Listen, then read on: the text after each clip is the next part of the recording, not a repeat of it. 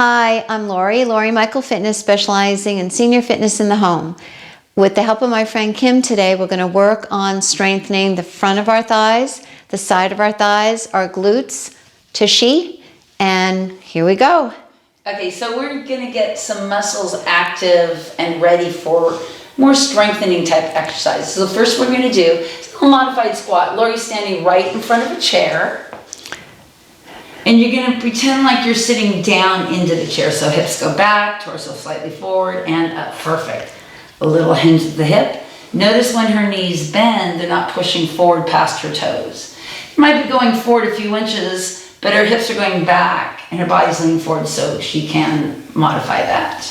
Yeah. Okay, same thing, but with a little lateral step out to the side. You're going to step out, sit down, stand up. Step out, sit down. So we're getting a little bit more of the outer hip active here. You do that about 10 times on each side. Okay, for a little bit more range of motion, Lori's going to actually sit down into the chair. So make sure the chair is behind you. Hinge as you bend your knees is the key, and then sit up, and then lean forward, hinging the hip to stand back up. So you're getting more motion in your hip and your knees, but the key is really to lean from the hip. When you're getting ready to sit, you lean forward, and then up, and then, yes, nice. Do that one more time. Hinge, and then hinge to stand up. Nicely done. Let's get a little bit more resistance going with a tube. So you can step away from the chair, but we're going to do very similar exercises. But now we've got a little bit of resistance to go along with it. Lori, why don't you step a little bit farther forward from there? Oh, that's fine like that. So her feet are going right underneath her hips. So you can see a small space between her feet. You can pull the bands to either your waist or your hips. Elbows point back a little bit. Let's go back into that squat. Reaching back as though you're sitting into a chair. You're not actually sitting down into the chair, but that's what kind of drives the hips to go back. The knees bend, the hips go back. Okay, let's add that little side step. Step out and sit down and stand up and in. Step out, sit down. So we're getting a little bit more resistant activation for the outer hips here, but we're still getting the rear glutes. Okay, I'd say about 10 times on that as well.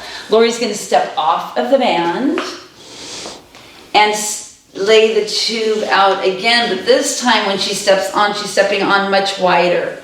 It is a big difference between stepping narrow and then stepping wider, and then just laying the tube out and stepping wide is what I want you to do. Okay, we're going to get a little bit more for the back of the thigh here. So she's going to go into her modified squat position and hold that, and then just tap one leg back and forward, tap back, forward. Now she's going to stand up, sit down, and do that again. Tap back, stand up, sit down, and do it again. Tap back, stand up, and hold. Now uncross the tubes. And we're going to take 2 lateral steps to the right or left. It doesn't matter which way you go first. And to the other side. So it's important that you didn't step on the band here, the tube, with your feet too close together initially because the movement would be too hard. Remember, this is a warm-up and a progressive warm-up. So we don't want to overly fatigue. One of the things also I want you to remember is when you're doing your squats, try not to plop. You know what a plop is. So try not to do that.